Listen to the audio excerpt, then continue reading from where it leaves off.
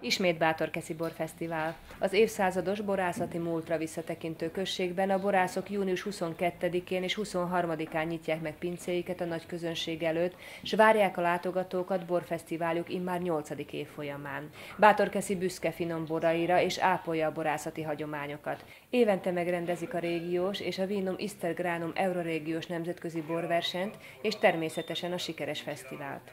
Ez a nagy község mindig is nagy súlyt fektetett a borkészítésre, a szőlőtermesztésre. Lehet azt mondani, hogy évszázadok óta szerves része a község mezőgazdaságának. Az itt lakó emberek szívükön viselik ezt a mezőgazdasági ágazatot, a borkészítés mindig is nagyon fontos volt a helyiek mindennapjaiban is.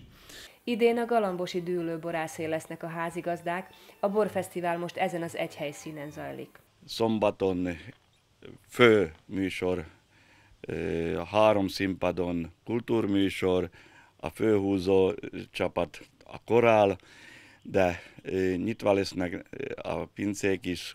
Itt Galamboson van 24 borász nyit pincét, az mellett lesz a Szent Lászlói borászok is átjönnek ide, ilyen a házban fognak borokat árulni, és még jönnek az idegenek is, úgyhogy a környező falvakból jönnek falu egyik legjobb borászai. Úgyhogy plusz-mínusz 35-40 borpince lesz nyitva. A rendezvény belépődíjas. Elővételben a közvetlenül a faluban vagy akár interneten is megvásárolható jegyek ára 8 euró, a fesztivál napján a helyszínen 10 euróért lehet majd belépési jogot vásárolni.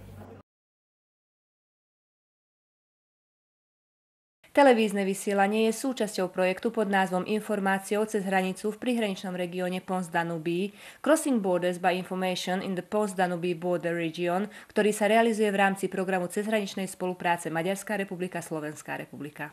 Az elkészült műsor az információval a határon át a Pons-Danubí régióban Crossing Borders by Information in the Pons-Danubí Border Region című projekt részeként a Magyarország-Szlovákia határon átnyúló együttműködési program támogatásában valósul meg.